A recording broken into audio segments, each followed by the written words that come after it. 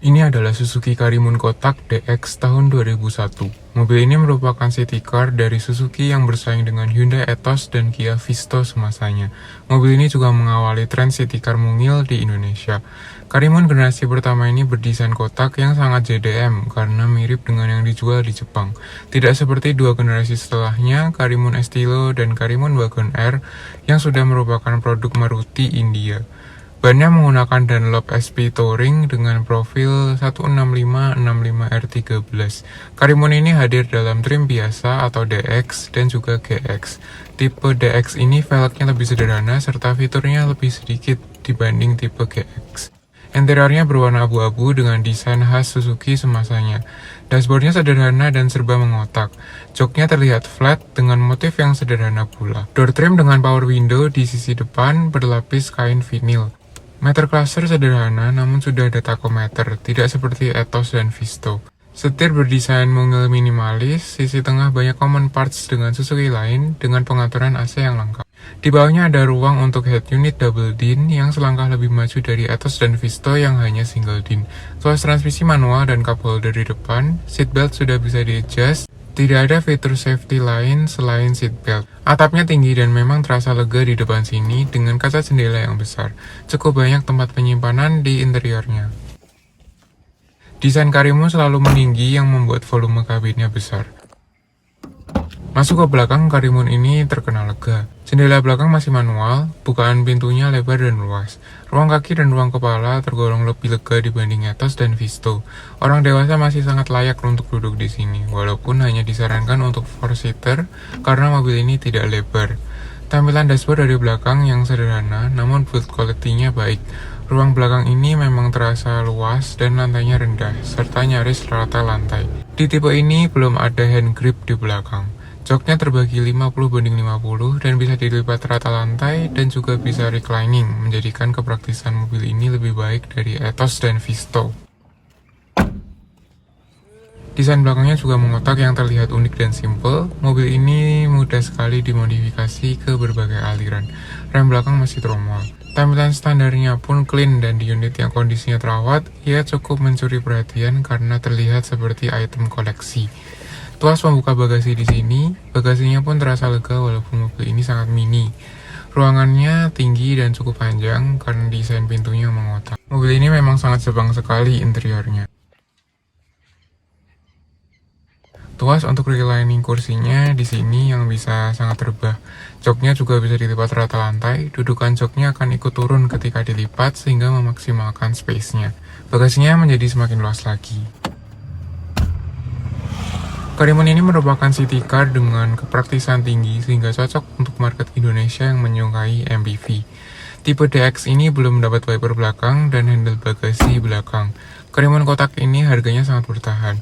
Sudah beberapa tahun terakhir harganya tidak terkoreksi dan justru mepet dengan Karimun Wagon R yang jauh lebih baru. Ini adalah bukti bahwa mobil ini cukup melegenda dan masih sangat diminati, baik untuk dipakai maupun untuk dikoleksi.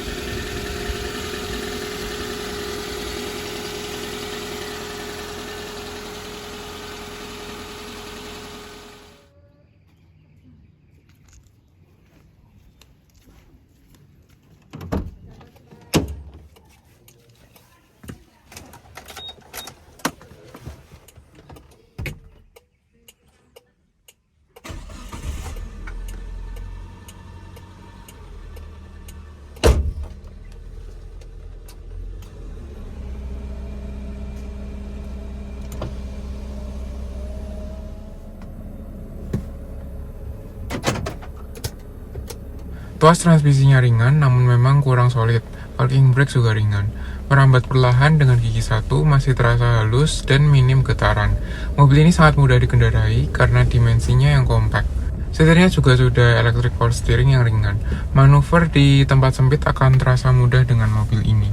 Posisi duduk mobil ini biasa saja, ia terasa tinggi dan commanding, visibilitasnya sangat lega ke berbagai arah. Dengan desain yang kotak dan tinggi, mobil ini terasa luas di dalam.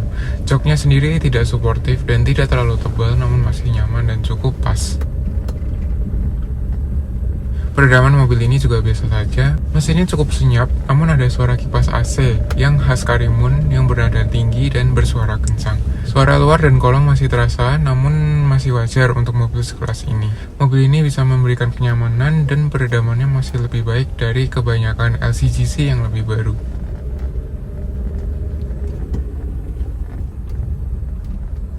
Mesin mobil ini 1000 cc 4 silinder karburator yang sama dengan Suzuki Carry dan Katana. Dengan demikian, soal kehandalan dan ketersediaan spare part mobil ini sudah teruji. Mesinnya sangat sederhana dan memang terasa biasa saja. Secara performa dan kehematan tidak bisa dibilang baik, apalagi jika dibanding mobil modern saat ini yang sama-sama 1000 cc. Mesinnya masih terasa cukup untuk tenaganya karena dimensinya kompak sehingga sangat ringan. Untuk kehematan juga masih wajar dan tidak sampai level boros. Karakter mesinnya cukup halus karena 4 silinder, namun memang belum injeksi seperti rivalnya yaitu Hyundai Ethos dan Kia Visto. Untuk pengendaraan dalam kota, mobil ini sudah lebih dari cukup, walaupun tidak sebaik rival Koreanya secara performa dan kehematan. Transmisi mobil ini hanya ada manual 5 percepatan, belum ada opsi transmisi otomatis seperti rival Koreanya. Koplingnya sendiri ringan dan feel-nya cukup baik, tidak seringan Karimun Wagon R yang feel-nya tidak enak. Tuas transmisinya memanjang dan masih sangat sederhana, perpindahan antar giginya jauh dan feel-nya tidak terlalu enak, seperti persneling mobil minibus tahun 90-an. Terkadang agak sulit masuk ke gigi 1 atau gigi R. Rasionya cukupan, masih enak untuk dalam kota. Kopling yang ringan tidak terlalu melelahkan dan mobil ini memang mudah dikemudikan. Performanya juga cukup terbantu dengan transmisi ini yang minim selip dibanding transmisi otomatis. Kenyamanan mobil ini juga cukupan, bantingan suspensinya pas, tidak terlalu keras ataupun empuk.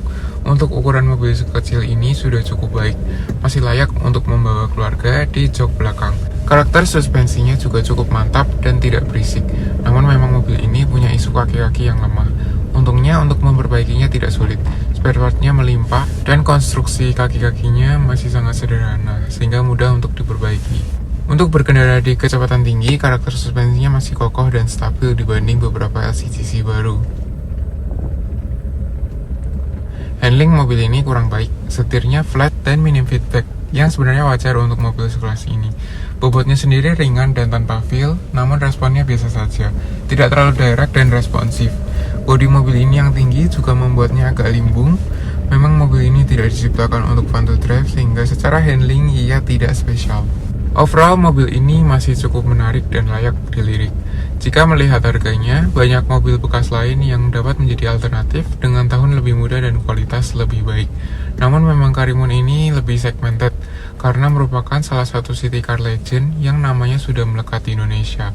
Walaupun sekarang Karimun sudah dihentikan dan diganti dengan Expresso, mobil ini tetap bertahan, terutama jika kondisinya masih sangat baik. Dapat menjadi barang kolektor yang pasarannya gelap. Mobil ini sendiri masih menawarkan beberapa kelebihan dibanding city car yang lebih baru, terutama LCGC. Perawatan dan spare partnya mudah karena memang mesinnya sama dengan Katana dan Carry, sehingga sudah teruji keandalannya.